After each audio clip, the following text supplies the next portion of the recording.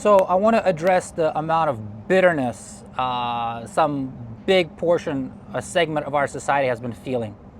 You go to a fancy arts high school, your serious teachers tell you you need to go to college. They strongly suggest, and hey, they're authority, they know what they're doing. They seem very serious.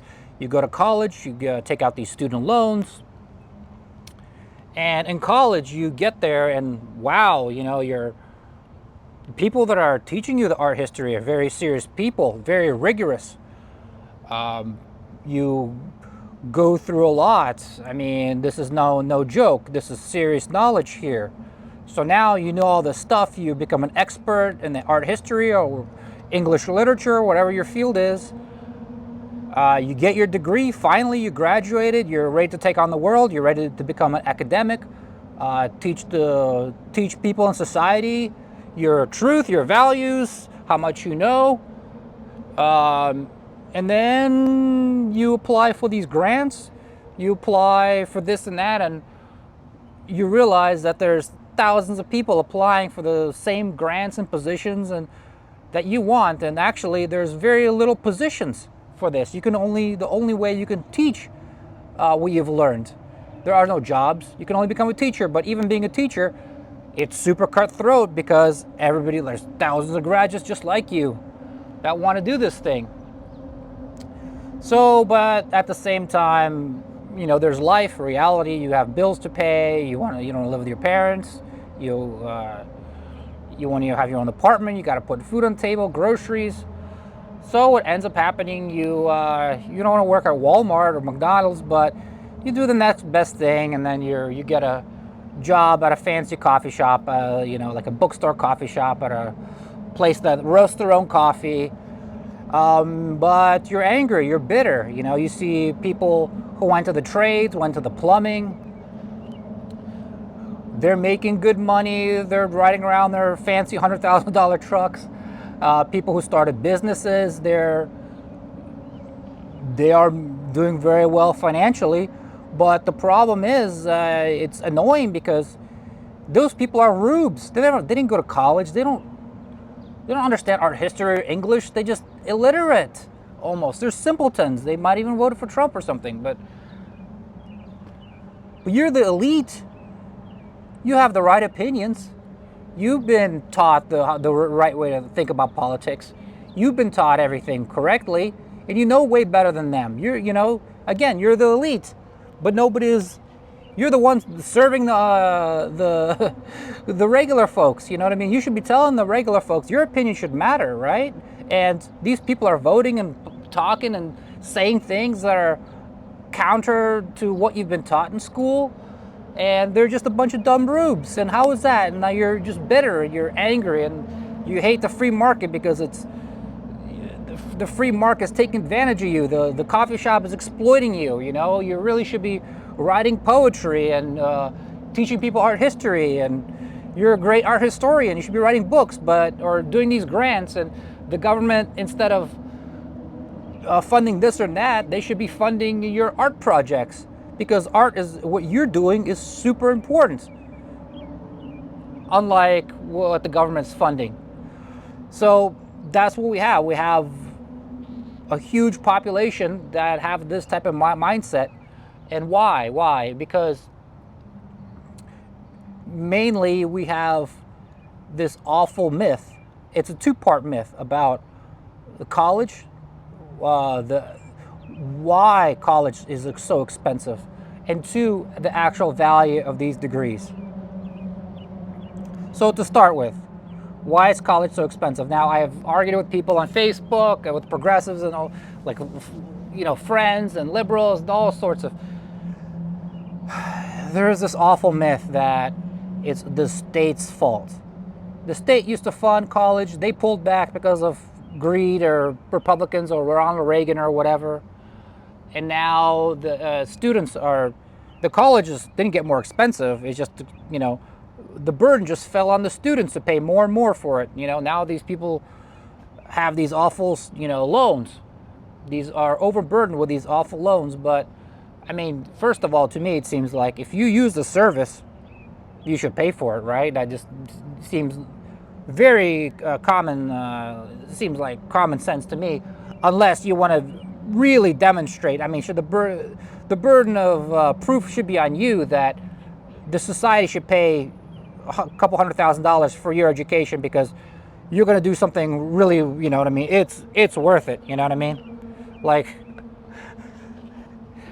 if I want the government society to buy me an Xbox or to buy me a Porsche, I mean, I got to demonstrate how society is going to benefit, you know, and maybe society doesn't think like, that's not worth it. No, that's okay. I'll rather keep my tax money.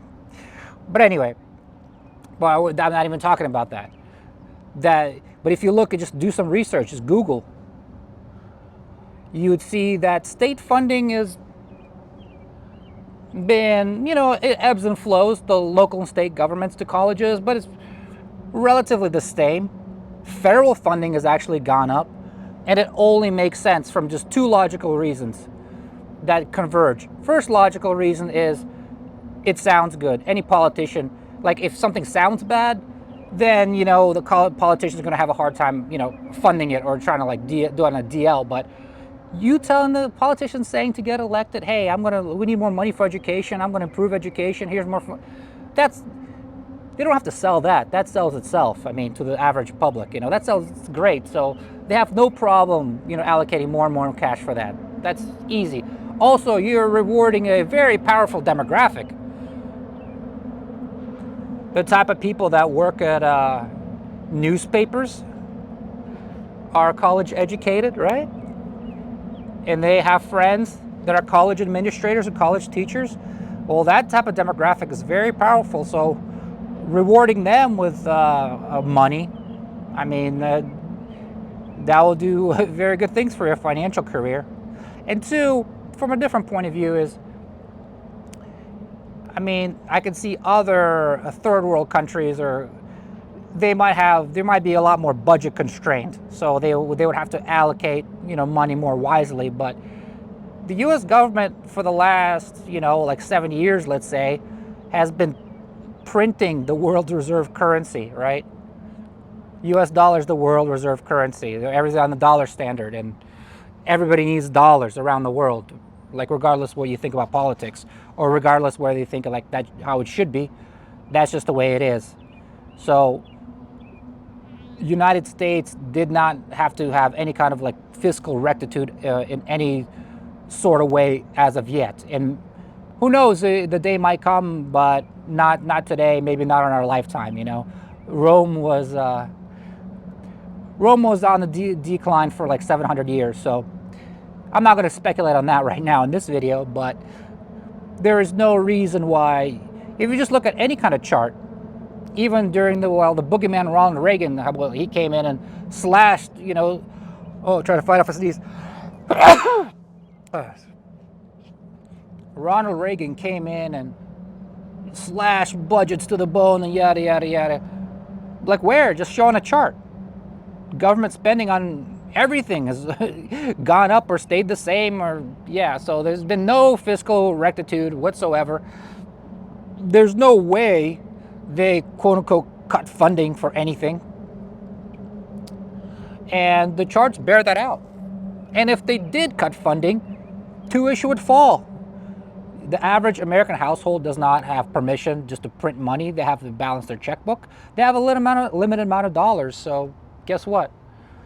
If they were to start pull funding, yes, of course, some elite children, like like with the millionaire parents, they can go to some elite schools, and no matter what the cost is, because it's like a elite stamp on your forehead, this and that. They'll always be Princeton, Harvard, or whatever. It doesn't matter what their tuition is. That people will be sent there. But every other college, you know, if the states and the federal government stop funding them, and people just have to pay cash, tuition would fall fast and dramatically. So clearly you can't, no matter where you are on the political spectrum, you can't argue with one very, very simple chart that spending is going up and to the right on every chart. I mean, college tuition. No getting away from that. And now you want to say, why? Well, here's the answer. If it's not, if it's not, as if you could look at a chart of people's wages and money, well, wages and American wealth has not been going up that high. Okay, so if it's not the students or their parents and the state, like federal government has been increasing funding, and the local government has been ebbs and flows, but remained pretty much the same. What has happened? Oh, you get these student loans, the student loans, man. They've been always increasing. And hey, man, what happens with money? If you tell somebody, hey, man, I got more and more money to spend, the free market or whatever, they'll abide, they'll provide. If you have $400,000, $500,000, if you have $1 million to spend on this quote unquote education or summer camp or whatever experience, they'll take your money. They'll find a way to spend it. Okay, it's just pretty simple. Just like I made this an example before, try to explain to somebody, like if the government declares that having a car is a human right because hey, people need to get to work, to school, this and that, and hey, we can't, and then also they can't be just driving around just like a hoopty, that's like a death trap. No, they have to have a certain amount of airbags, this and that. So how about this? The government will going to give anybody who wants a car a $400,000 loan to buy a car. Well, what's going to happen to prices of cars? I mean, any kind of desirable car is going to get bid up. All cars are going to go up in value, and then manufacturers would say like, oh, look, people have all this money to spend on the car. Well, let's do it, man. Well, I thought we were constrained to like $40,000, $50,000 at max. $400,000, man. We're gonna make these awesome buses. There's gonna be like aquariums. There's gonna be like these amazing RVs. You can camp in a glamp, whatever. Amazing suspension. Everybody's basically gonna be driving around in Rolls Royces. And that's what happens. That's what happened to the student loans and the debt crisis. Okay, so that's pretty obvious. Now we're getting into part B. And the problem with degree inflation, clearly back in the day, there's a lot less college graduates. So anybody with like a little bit of high school or anybody off the street could just get a job at, like, accounting or just being a secretary, a janitor, whatever. But now, because of everybody has a degree, because of all this degree inflation, well, now you need a 4-year degree to get any kind of entry-level job. That the type of job, all this job stuff, man, you learn on the job. If you want to be scientific about it and not just go about like, oh, what sounds good, just be actual scientific about it. That everybody, if you ask people, like doing a survey or any kind of research into this, that like almost everything is forgotten. Everything that you learn in school is forgotten. And anything that you do on the job, first of all, the stuff you learn in school is even outdated. So if you do get a type of job that actually needs a certain amount of training or a certain amount of knowledge, well, you're going to get the latest knowledge right there on the job. School stuff is already outdated, so you might as well just get an internship right off the bat and start learning on the job. And hey, this could be such a time saver, because let's say if you want to be a lawyer, doctor, I'm not saying operate on people right away. I'm just saying, if you want to be a lawyer or a mechanic or whatever, you start learning, right? Start interning, just start doing basic stuff, unpaid, whatever. Unpaid is better than paid, right? Better than paying to go to college. Unpaid is a huge step up. Free, you start learning, and maybe you hate it, maybe it sucks. Well, you just saved yourself 4 years and $200,000. They could just switch your careers, man. Try something else. Why not? Or maybe that's how the high school curriculum should be. Like 1 or 2 weeks of welding, shop class, like accounting, bookkeeping. Let's try all these little professions. And a big variety. See what sticks with the kids, right? So as soon as kids graduate high school, they can already get into start learning on the job, skip this 4 year this rigmarole, So most people are. This is why the myth is so bad. It's so nefarious. Is somebody would just look at this chart and say, you can produce a chart saying, hey, college graduates make more money. So if everybody gets a college degree, everybody's going to make more money, which is clearly not the case. You just get degree inflation. Maybe a college degree for any individual person is going to help them. But that's not, that's a personal thing. That's not society-wide. And Bryan Caplan, this economist, does a great job. He has a bunch of thought experiments, which it's pretty devastating if you think about it. One thought experiment he would say is, would you rather have a Harvard degree but not the knowledge? Whoa, a boat.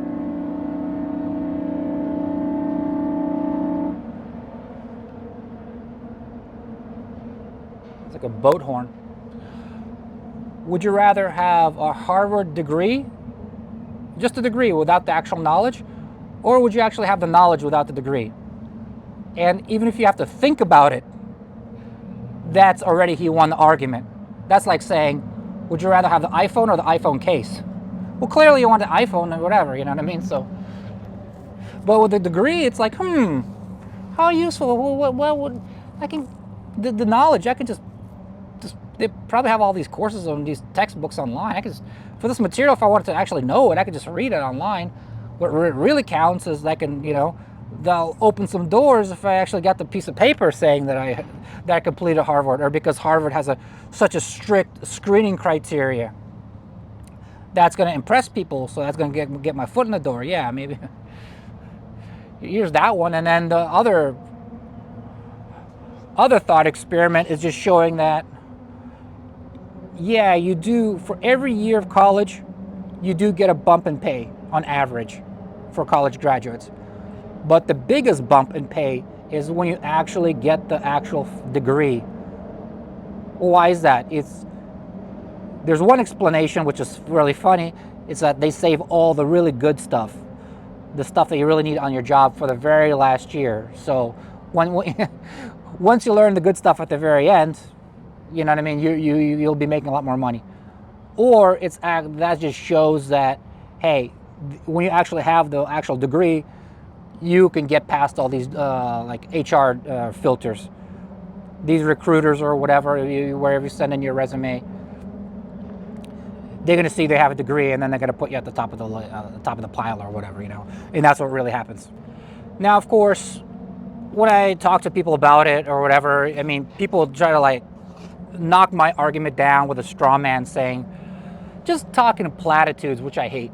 Say, well, an educated society is a better society, or education is great for the more knowledge is great for the workforce, and yada yada yada. But it's just all platitudes. That's not. Let's say if you have 100,000 more engineers or doctors or this and that. Of course, yeah, that'd be better for American society. That's great.